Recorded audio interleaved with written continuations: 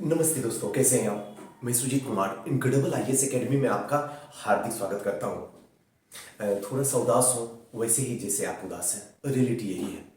बनावटी बातें मैं करना पसंद भी नहीं करता हूं और ना ही कोई प्रैक्टिकल बातें बोलना पसंद करता हूं। जो रियलिटी है वही आपके सामने जब स्टार्ट किया था तब भी ला रहा था और जब तक है जान, जिंदगी के अंतिम दम तक भी वही बात करने वाला हूं आपसे। आज जो मुद्दा उठाने वाला हूं, अब तक जितने भी गलतियां दे रहा था कहीं कहीं आपको दे रहा था, लेकिन आज जो गलतियां दूंगा वो आयोग को दूंगा और पूरे तरीके से चाहूंगा कि आप मेरा सपोर्ट कीजिए, हम सबका सपोर्ट कीजिए, अपने अंदर एकता लाइए। जब आप कहां से शुरू करूं, दिमाग ही काम करना बंद कर देता है। रियलिटी यही है। लेकिन इससे पहले इस वीडियो को स्टार्ट करूं उससे पहले यहां एक जो है हैशटैग रिवाइज्ड 66 बीपीएससी रिजल्ट, इस पे थोड़ा सा जो है ट्रेंडिंग करवाइए। हैशटैग पे ले जाके घुमाइए। होगा तो कुछ नहीं, लेकिन फिर भी कोशिश कीजिए। हम सब कोशिश कर रहे हैं, आपको भी कोशिश करना होगा, क्योंकि इस महासंग्राम में उतरने के लिए आपको सामने आना होगा। सच बात यही है, यहां से कुछ होने वाला नहीं है, लेकिन फिर भी कोशिश करने में कौन सी बुराई है। और हमेशा पॉजिटिव रहना चाहिए, लेकिन रियलिटी से भी रूबरू होना बेहद जरूरी है। इसको भी आपको देखना होगा। तो रहा कि सुजीत सर, आज कौन सी सुनामी मचाने वाले हो। आज सुनामी नहीं, आपके दिल की धड़कन को बजाने वाला हूं। सच बता रहा हूं। आखिर कुछ ऐसे क्वेश्चन हमारे दिमाग में उठता है, शायद अगर आपके दिमाग में उठ रहा होगा तो सपोर्ट कीजिएगा, और अगर नहीं उठ रहा होगा तो सोचिएगा बैठ के। जहां भी है, जिस गांव में है, जिस शहर में है, जिस संस्था में है, जिस रूम में है, सोचिएगा कि आखिर ऐसी कौन सी खुजली आयोग के अंदर हो रही थी कि होली से एक दो दिन पहले ही रिजल्ट को लाया। क्यों? कभी आपने क्वेश्चन मार्क लगाया? कभी जिंदगी से पूछने की कोशिश किया आखिर आयोग का ये कौन सा चाव था? क्यों नहीं होली से 10 दिन पहले लाया गया? क्यों नहीं होली के 10 दिन के बाद लाया गया? अगर ला भी देता तो क्या होता? आखिर इसी दिन क्यों लाया गया? इसीलिए क्योंकि सारी शिक्षण संस्था बंद हो जाएगी, सारे टीचर अपने अपने गांव चले जाएंगे, सारे बच्चे अपने अपने घर चले जाएंगे और आसानी से कट ऑफ को ज्यादा करवा के सारी बातों को, आवाजों को दबा देना। दूसरी बात रहा, कट ऑफ इतना हाई कर दो कि जब तक लोग सोचे और जब तक लोग अपनी संस्था या पटना, प्रयागराज या मुखर्जी नगर पहुंचे तब तक सारे लोगों के दिमाग से बाहर निकल जाए। हुआ भी वही, जिसने जैसा चाहा आयोग वैसा ही किया। उसके बाद हम सब जो है हर तरीके की बातें। दूसरी बात थी कि जिन लोगों का वाकई में 110, 111 आयोग के आंसर से मिल रहा था, लेकिन जब उनका मार्क्स आया तो 93, 97 तक जाके रुक गया। आखिर क्यों? एक लोग झूठ बोल सकते हैं, हजार लोग झूठ नहीं बोल सकते हैं। ऐसे हजारों क्वेश्चन हैं जिसकी अगर यहां करने लगूं तो वीडियो और बड़ी लंबी हो जाएगी, लेकिन ये कुछ ऐसे पॉइंट हैं जहां से भ्रष्टाचार साक्षात हमारी आंखों के सामने आ जाता है, जहां दूध का दूध, पानी का पानी है, यहां किसी भी तरह का कोई मिलावट नहीं है। आखिर ऐसा क्यों? अगर यही बात मैं आयोग को बोलूं कि जिस दिन आपके घर में होली हो और आपका एक ही बेटा हो और वो एक्सीडेंट से मर जाए, तो क्या आप होली मनाओगे? जवाब सामने दो आके। अरे होली क्या मनाओगे, आपकी जिंदगी मर जाएगी। इकलौता औलाद था, वंश खत्म हो रहा है। हमारे पास भी जिंदगी का इकलौता अटेम्प्ट था, चला गया। अब अगली बार किसी मां के गर्भ में पैदा लूंगा, उसके बाद ही एसडीएम बनूंगा। ये गया वक्त। क्या आयोग ने ये नहीं सोचा? क्या इतना नहीं सोच सकता? क्या हम जैसा सिंपल इंसान जिसके पास में कुछ भी नहीं है इतना सोच सकते हैं? आयोग के पास में पैसा है, पावर है, भ्रष्टाचार कर रहा है, ये है, वो है, सब कुछ तो उसके पास में है, फिर भी क्या इतना नहीं सोच सकता? क्या कमाल की बात है। बिहार है, कुछ भी हो सकता है, और बिहार बीपीएससी में कुछ ना हो तो फिर मजा ही नहीं आता।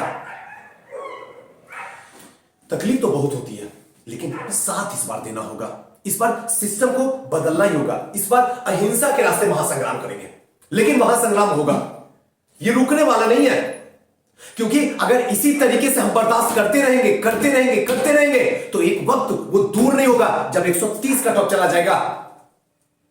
फिर लोग तैयारी करेंगे क्यों? क्यों तैयारी करेंगे? जिंदगी का एक अच्छा खासा लम्हा गुजर गया, एज अटेम्प्ट खत्म हो गया। अब ये थोपड़ा लेके कहां जाए? किस समाज में जाए जहां इज्जत होगी? किस घर में जाए जहां प्रतिष्ठा होगी? कौन हमें पूछेगा? ऐसे हजारों सवाल जिंदगी पूछती है मुझसे, जबकि ईमानदारी से मेहनत किया, रात दिन एक करके मेहनत किया और आयोग ने पल में बाहर कर दिया। कमाल की बात है। आखिर ऐसे हजारों क्वेश्चन हैं जो आपको पूछना होगा, और पूछना नहीं होगा, हमारा साथ देना होगा। और आज हम आपका साथ लेंगे। आपको एकता के साथ में तैयारी करनी होगी और अहिंसा के रास्ते महासंग्राम करेंगे। और इस बार सत्याग्रह नहीं होगी, हक की सत्याग्रह होगी, और उसे हम लेकर रहेंगे।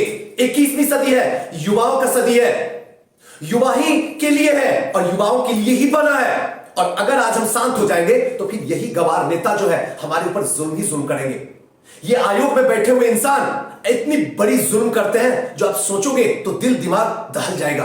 और अभी साक्षात आपको दिखाएंगे दृश्य, और देखने के बाद आपको लगेगा वाकई में सुजीत सर हमारे साथ तो यही हो रहा। और आज से नहीं, ये न जाने कितने सालों से होता हुआ आ रहा, लेकिन कोई बोलने वाला नहीं है, किसी की कोई सुनने वाला नहीं। लेकिन अब होगा, क्योंकि ये 21वीं सदी है। आयोग को ये बात भी समझ में अच्छे तरीके से आ जाना चाहिए और आपको एकता के साथ आगे बढ़ना चाहिए। आइए थोड़ा सा देखते हैं देश का एकमात्र पीसीएस जिसमें शुरू से लेके साक्षात्कार तक भ्रष्टाचार ही भ्रष्टाचार है। सुजीत सर ये आप कैसे बोल सकते हैं? क्यों ना बोलूं? उस राज्य में जहां पे जीडीपी पर व्यक्ति का जो है इतना कम है, उसकी फीस सबसे हाई फॉर्म भरने में, लोग फॉर्म नहीं भर पाते हैं। आपका जेपीएससी है 100 रुपया में फॉर्म भराता है, बीपीएससी बोलने की जरूरत नहीं है, आप खुद समझ सकते हो आखिर ऐसा क्यों। दूसरी पॉइंट, सेंटर जो है लोगों का ऐसा दे रहा था जैसे लग रहा था हम इंडिया में है, पाकिस्तान में जाके एग्जाम दे रहे हैं। और उस वक्त जब कोरोना था, उस वक्त जब टेम्परेचर 4 डिग्री चल रही थी, और तब जाके उत्तर के बच्चों को दक्षिण में ले जाके, दक्षिण के बच्चों को पूरब में ले जाके सेंटर देना, क्या यह भ्रष्टाचार नहीं है? क्या यह समझ नहीं सकते हो? सोचो कि आयोग कैसा कैसा जुल्म आपके ऊपर करता है। फॉर्म भराने से लेके साक्षात्कार तक आपको छोड़ता नहीं है, और आप तमाशा बनके साक्षात उसके सामने सब कुछ समर्पित कर देते हैं। क्यों करूं समर्पित? ये अंग्रेज से कम है क्या? सोचो, आपके साथ में इतना बड़ा जुल्म होता है, जबकि क्या है, पब्लिक सर्वेंट है ये, और फिर भी आपके साथ में इतना बड़ा जुल्म होता है और आप हंस के साथ रहते हैं। कमाल की बात है, 21वीं सदी में आप जैसे युवा और सहदे। चलिए कोई बात नहीं। नेक्स्ट, प्रश्न गलत देना। क्यों प्रश्न गलत देते हो? हमारी संस्था सीओ सक्सेस से एक भी बच्चे को कॉम में भेज देता हूं, जितनी क्वेश्चन सेट करेंगे सही सेट करेंगे। और आप पगार लेते हो किस लिए? मोटी मोटी पगार सरकार की, और सरकार कहां से देता है? हम जैसे लोग देते हैं टैक्स, उसकी पैसे पे आपकी पगार चलती है, और फिर भी क्वेश्चन आप गलत सेट करते हो। कमाल की बात है। क्या इतने बड़े अनपढ़ और जाहिल लोग बैठे हुए आयोग में? ऐसे हजारों सवाल उठेंगे और इसका जवाब आयोग को देना पड़ेगा, और हर बार यही तमाशा होता है। ये कमाल की बात है, कैसे लोग को हायर किए हुए, ऐसे अंदर से दिल दहलता है। उसके बाद भी चलो गलत दे दिए, जब एनसीईआरटी से प्रूफ देता हूं तब भी मानने के लिए तैयार नहीं है कि गांधी दांडी से शुरू किए थे यात्रा या साबरमती से किए थे। इसमें भी कंफ्यूजन है बीपीएससी को। अरे कमाल की बात है, बंद करो तमाशा। कुंवर सिंह है बिहार के या पंजाब के, इसमें भी कंफ्यूजन है। कमाल की बात है, और हम सब कुछ साक्षात सामने देख के जो हो रहा है उसको बर्दाश्त करते हैं। तो ये भी कमाल की बात है, बर्दाश्त कीजिए। नेक्स्ट, कट ऑफ को बढ़ना। कट ऑफ बढ़ना ये कोई गलत नहीं है, मैं भी इसका सपोर्ट करता हूं, बढ़ना चाहिए। अगर 97 गया है तो 100 जाना चाहिए, ये मैं भी सपोर्ट कर रहा हूं। लेकिन 108 पूरे इतिहास को बदल के रख देना, ये कहां का न्याय है? अगर इसी तरीके से चलता रहा तो इसके पीछे कहीं ना कहीं कुछ न कुछ इतनी बड़ा भ्रष्टाचार है जिसके पीछे एक बहुत बड़े लोग इसके अंदर है, जिसको सामने आना होगा, आयोग को रिवाइज करवाना होगा। और ये कोई पहली बार नहीं हुआ है, इससे पहले भी हुआ है। 104 तक आया है, उसको कम करने बाद 100 तक गया है। आप फिर से रिवाइज कीजिए और देखिए गलती हुई कहां है। पता कीजिए, रिवाइज में बैठाइए आयोग को, पता कीजिए कौन से सेंटर से ज्यादा स्टूडेंट बच्चे पास कर रहे हैं। कहीं ऐसा तो नहीं है कि पेपर लीक हुआ है? लीक हुआ ही हुआ है, होने की क्या बात है। सोशल मीडिया का जमाना है, व्हाट्सएप है, फेसबुक है, इंस्टाग्राम है, सब कुछ है, और ऐसे कंडीशन में तो 1 सेकंड में 1 करोड़ लोगों के पास पहुंच जाता है। ये तो सच्चात है, और ऐसी कंडीशन में कट ऑफ तो बढ़ना ही बढ़ना है। लेकिन कहीं कहीं खता आयोग की नहीं, हमारी भी है, हमारी भी है, और दिल से कहता हूं आप लोगों की भी है। आप लोग भी अगर आवाज उठाते तो आज ये दिन ना देखना पड़ता, आज रोना नहीं पड़ता। अगर उसी दिन आवाज उठा दिए होते, उसी दिन अगर पूरे तरीके से बाइकआउट एग्जाम कर दिए होते, तो आज ये दिन देखना नहीं पड़ता। लेकिन आपने नहीं किया, सब आप मतलबी हो गए। सबको अपने अपने से मतलब है। जब अपने अपने से मतलब है तो अपने अपने ही डूबना पड़ेगा, और डूब रहे हैं आज। इसमें कोई किसी की कोई खता नहीं है। मेंस पास होने के बाद भी बच्चों को विश्वास नहीं होता, सुजीत सर मेंस पास कर गया, कमाल की बात है। कौन सी पीसीएस का एग्जाम दे रहे भाई? और ये मैं कोई ऐसी बात नहीं बोल रहा हूं, थ्योरेटिकल प्रैक्टिकल बातें बोल रहा हूं, नाम नहीं ले सकता हूं। और इतनी बड़ी भ्रष्टाचार है। बाकी इंटरव्यू में जिस तरीके से सीट बिकता है वो तो जग जाहिर है, वो तो देख ही लिया, बताने की जरूरत नहीं है। दूसरा दर्द जो सबसे बड़ा दर्द है, 52वीं से लेकर 62वीं तक पूरे 10 साल में सिर्फ 3 एग्जाम हुए, जबकि 10 साल में 10 एग्जाम होने चाहिए थे। 7 एग्जाम कहां गए? कहां वो बच्चे जो टैलेंटेड हैं, जो कहीं अंडे बेच रहे हैं, कहीं सब्जी बेच रहे हैं, कहीं धोबी का काम कर रहे हैं, कहीं किसान का काम कर रहे हैं? कहां वो बच्चे जिनके अंदर टैलेंटेड था, लेकिन इस 10 साल ने उनको बेरोजगार बनाकर रख दिया? क्या उनकी दर्द को समझते हैं आप? इंटरव्यू तक जाने वाला स्टूडेंट भी आज जो है दर्द दर्द की ठोकरें खा रहा। क्या आयोग इस बात को नहीं समझता है? क्या जितने मंत्री हैं, क्या उनको यह समझ में नहीं आता? अरे सुजीत सर, मंत्री की बात क्या छोड़ो, सारे के सारे तो गवार बैठे हुए हैं। समझ तो तब आती जब शिक्षित लोग वहां जाते। शिक्षित है ही नहीं है, जो शिक्षित है वो भी अशिक्षित जैसे काम कर रहे हैं, अशिक्षित जैसी भाषाएं बोल रहे हैं, तो फिर इनसे क्या उम्मीद किया जाए? सुजीत सर, बात भी सही है, लेकिन हमारे ही संस्था में बहुत ऐसे टीचर हैं जो इसके शिकार हैं।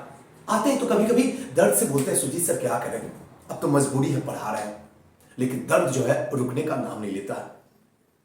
इसी बीच में फंस गए थे। इस 10 साल में सिर्फ 3 एग्जाम हुई और सबको बेरोजगार बना दिया। क्या इसके लिए हंगामा नहीं होनी चाहिए? इसके लिए हंगामा नहीं, महासंग्राम होनी चाहिए। आयोग को सामने आके जवाब देना चाहिए कि इसके लिए क्या व्यवस्था की है वो।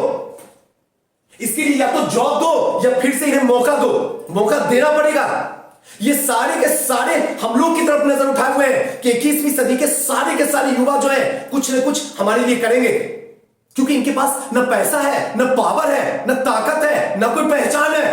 ये सिर्फ एक गुमनाम लोगों की तरह कहीं कहीं खोए हुए हैं। इनको भी उस गुमनामी से बाहर निकाल के जमाने के सामने लाना होगा, क्योंकि इनके पास टैलेंट है। अगर एक मौका भी मिल गया तो बाय गॉड फाड़ के रख देंगे आयोग को।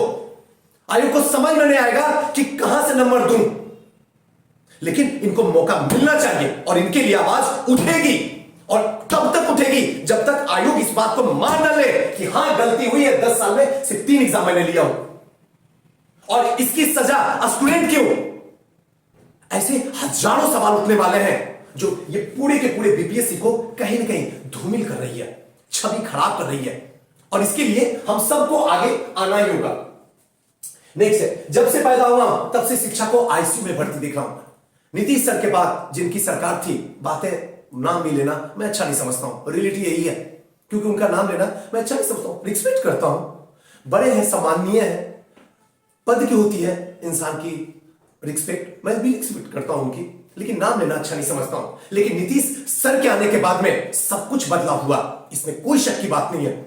बहुत अच्छा परिवर्तन हुआ, ये सर झुका के मैं भी रिस्पेक्ट करता हूं। मैं कोई राजनीतिक खेल नहीं खेल रहा हूं, मुझे पसंद भी नहीं है राजनीति की गलियों में जाना, लेकिन शिक्षा का जिस तरीके से हश्र बिहार में हो गया है, मजबूरी है, कूदना पड़ता है। और हमें नहीं, आपको भी कूदना पड़ेगा, हम सबको कूदना पड़ेगा, तभी शिक्षा बदलेगा।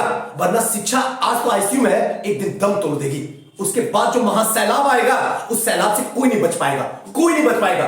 पूरे बिहार को तमाशा वैसे ही होगा जैसे हर बार नॉर्थ बिहार में जिस तरीके से आती है बाढ़ और सबको सुनामी की तरह बहा के ले जाती है, उसी तरीके से जिस दिन शिक्षा आईसीयू से दम तोड़ेगी, वैसा ही हश्र होगा आपके साथ। इसके रहते हुए इसे आईसीयू से बाहर निकालो, मरने नहीं दो, और इसके लिए एक साथ आवाज उठानी होगी।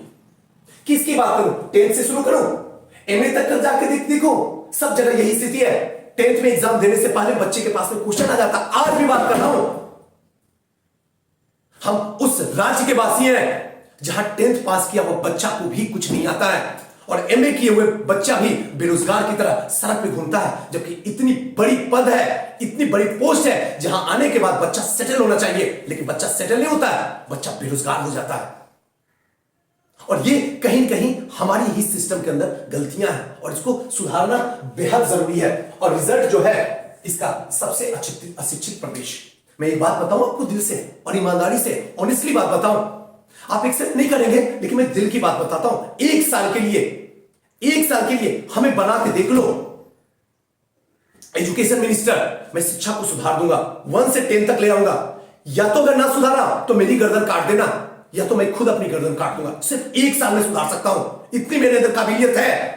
और आपके सिस्टम के अंदर तो इतने आईएएस, इतनी आईपीएस, इतने एसडीएम, इतने डीएसपी लोग बैठे हुए हैं, शिक्षित, एक से एक समझदार लोग बैठे हुए हैं, उसके बाद भी शिक्षा का ये हसर है। कहीं ऐसा तो नहीं है कि आप सोचते हैं कि शिक्षा को दबा के रखा जाए?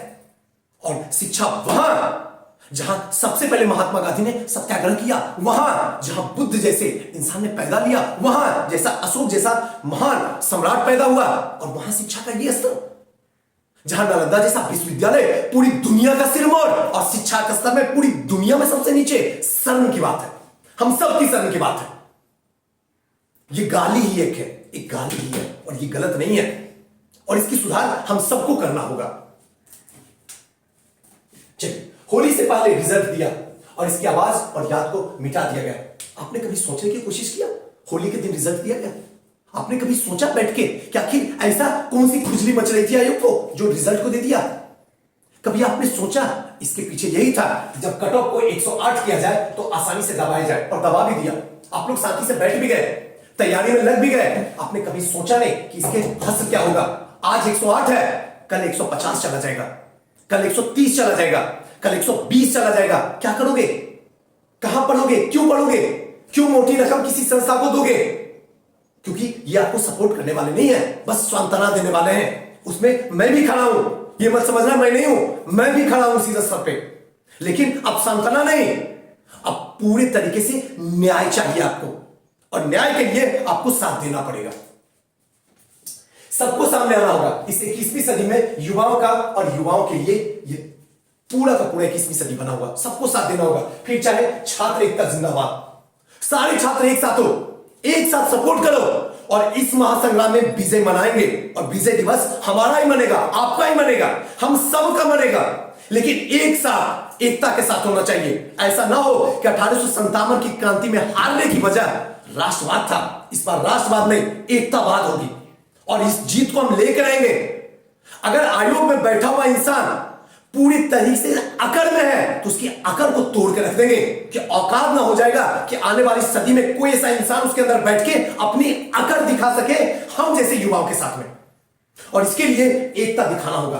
दूसरी बात, शिक्षण संस्था जितने भी हैं, आप बड़ी बड़ी संस्था में बड़े बड़े टीचर, बड़ी बड़ी बातें, मोटी मोटी रकम लेते हो, कभी छात्र के साथ तो आ जाओ, आओ सबके साथ, बंद करो। क्योंकि इस कोरोना में अगर बंद किए थे संस्था, तो ये जो अभी इस समय चल रहा है, ये महाकोरोना चल रहा है, महाकोरोना का टाइम है। इस समय बंद करके छात्रों के साथ दीजिए, सामने आइए, क्योंकि इनके पैसे से ही आपके घर चलते हैं, इनके पैसे से ही आप ऐशो आराम की जिंदगी जीते हैं, इनके पैसों से ही आप समाज में प्रतिष्ठा लेते हैं, और आपको एक्स्ट्रा ऑर्डिनरी कहीं से नहीं आता है। और सबसे बड़ी शर्म की बात है कि हम बेरोजगारों से रोजगार कमाते हैं और कहलाते हैं सुजीत सर। शर्म से जूझे सर, सच्ची बता रहा हूं, शर्म से जूझानी चाहिए। हम बेरोजगारों से रोजगार कमाते हैं, और इकलौता दुनिया का मैं ही वो इंसान हूं जो बेरोजगारों से रोजगार कमाते हैं। और ये बात आपको मानना पड़ेगा। प्लीज साथ दीजिए, सब एक साथ आइए, एक प्लेटफॉर्म पे आइए, शिकवा शिकायत दूर कीजिए, सपोर्ट कीजिए। इस आयोग के अंदर जितनी गंदगी है उसको मिटाइए। अब तक ग्रुप डी से लेके दरोगा तक गंदगी थी, हमने आंख बंद करके बर्दाश्त किया। एक सिर्फ दिलीप सर लड़े, लेकिन सपोर्ट करने वाला मैंने देखा कोई नहीं रहा। लेकिन इस बार आपको सपोर्ट करना होगा, साथ देना होगा, क्योंकि इस बार भ्रष्टाचार वहां आ गई है जहां की उम्मीद नहीं है। राज्य की सबसे प्रतिष्ठित एग्जाम जिसके लिए लोग पूछते हैं, सजदा करते हैं, वहां भी भ्रष्टाचार आ गया है। वक्त रहते ही इस भ्रष्टाचार को मारो, और इसके लिए एक साथ आना होगा। जितने भी दुकानदार भाई हैं, जितने भी जेरोक्स करवाते हैं, जो भी किराना स्टोर है, सबके घर में चूल्हा जो है ना, इन्हीं स्टूडेंट की वजह से जलता है। आप जेरोक्स करवाते हैं, बंद कीजिए दुकान, आइए हमारे साथ, सपोर्ट कीजिए, चलिए, क्योंकि आवाज आज आपकी भी है, प्रतिष्ठा आज आपकी भी है। आपको भी सपोर्ट करना चाहिए, क्योंकि अब तक आपके परिवार को हमने पाला है, और आज वक्त आ गया है जब हम टूट रहे हैं, जब हम बर्बाद हो रहे हैं, तो अब आपको सपोर्ट करना होगा। क्योंकि बुरे समय में जो साथ देता है वही सच्चा साथी होता है, बाकी सब तो बस एक चलता फिरता मुसाफिर है। हमें साथी चाहिए, मुसाफिर नहीं। मकान मालिक, जितने भी मकान मालिक हैं, आज जितना भी लोग डाल रहे हैं, जितने भी चैन लगा लें, जितने भी अच्छी अच्छी घड़ी कपड़े पहन लें, जितने भी मोछों में ताव दे दें, जितने भी बाल उजले को काले करवा लें, लेकिन इनके पैसे जो है इसी छात्र के घर से जाता है। इनकी अपनी औकात नहीं है। मैं ऐसे कई मगर मालिक को जानता हूं, अगर बच्चे आना बंद हो जाए तो सड़क पे भीख मांगेंगे। सच बता रहा हूं, अगर बच्चे आना बंद हो जाए तो उनके घर में झाड़ू देने वाला इंसान नहीं है इंसान। इनको भी सपोर्ट करना चाहिए। आपसे हाथ जोड़ के विनती है, आइए सपोर्ट कीजिए, क्योंकि आज छात्र जो है कहीं कहीं मुसीबत में पड़ा हुआ है और इस मुसीबत से बाहर निकालना आपका धर्म है, आपका कर्म है और ये करना पड़ेगा। हमने आपका सपोर्ट किया और आज मुसीबत में हम सब है, आपको भी सपोर्ट करना होगा। नेक्स्ट जो है समाचार पत्र वाले, जब आप सुबह में हमें समाचार पत्र देते हैं तो हम बड़ी दुआ देते हैं आपको, एक भी पैसा आपको काटते नहीं है, बस ये सोच के कि आप वाकई में रियल मेहनत करते हैं। हम भी रियल मेहनत करते हैं, हमारे छात्र रियल मेहनत करते हैं, दाल भात चोखा खा के न जाने कितनी रात जगे हैं। आज उनकी इज्जत की बात है, आज उनकी प्रतिष्ठा की बात है, आज समाज में उनकी इज्जत जा चुकी है। इनका सपोर्ट कीजिए। बहुत दिन आपका सपोर्ट किए, सालों साल हर महीने से पहले एडवांस दिए आपको, आज आप सपोर्ट कीजिए। आइए सामने, और सामने आपको आना चाहिए क्योंकि यह आपका धर्म सिद्ध अधिकार है। नेक्स्ट जो है मीडिया। खैर, मीडिया वाले वो लोग जो सच्चे हो, जो सरकार की बात नहीं बल्कि जनता की बात करते हो, जो न्याय की बात करते हो, अन्याय की बात नहीं करते हो, जो विकास की बात करते हो, बड़ी बड़ी बोलियों की बात नहीं करते हो, वो मीडिया भाई भी आइए, सपोर्ट कीजिए, क्योंकि आज हम सब मुसीबत में हैं। दोस्तों, हमारा सपोर्ट हमेशा आपके साथ में है। कभी ये मत सोचिएगा कि आप सुजीत सर संस्था के लिए करते हैं। अरे नहीं, भगवान ने, ऊपर वाले ने और आप लोगों का प्यार ने हमें सब कुछ दिया है। जरूरी नहीं है कि शिक्षा ही करेंगे तभी हमारा पेट भरेगा। हमारे पास माता रानी ने बहुत कुछ दिया है। अगर आपको पता नहीं तो आप एक बार पता कर लीजिएगा। अच्छा खासा गा भी लेता हूं, अच्छा खासा सब कुछ कर लेता हूं, सब जगह टैलेंट है। माता रानी की दुआ है, आप लोगों का प्यार है, मेरे माँ बाप का आशीर्वाद है, सब कुछ है। लेकिन कभी ये सोच के मुझे कमेंट मत कीजिएगा कि आप अपनी संस्था के लिए करते हैं। संस्था के लिए नहीं करते हैं, आपकी हक की बात कर रहे हैं और आपके साथ हम खड़े रहेंगे। ये आपसे वादा रहा, हर मोड़ में खड़े रहेंगे। लेकिन आप अगर खड़े रहिएगा तभी हम खड़े रहेंगे। अकेले हम कुछ नहीं कर सकते हैं, आपको सपोर्ट करना होगा और हम इस सिस्टम को, इस संस्था को, सब कुछ को बदलेंगे, लेकिन तब जब आप साथ दीजिएगा। दोस्तों, मैं उम्मीद करता हूं आप जरूर सपोर्ट कीजिएगा। मैं इंतजार करूंगा आपके सपोर्ट का। थैंक यू, नमस्कार।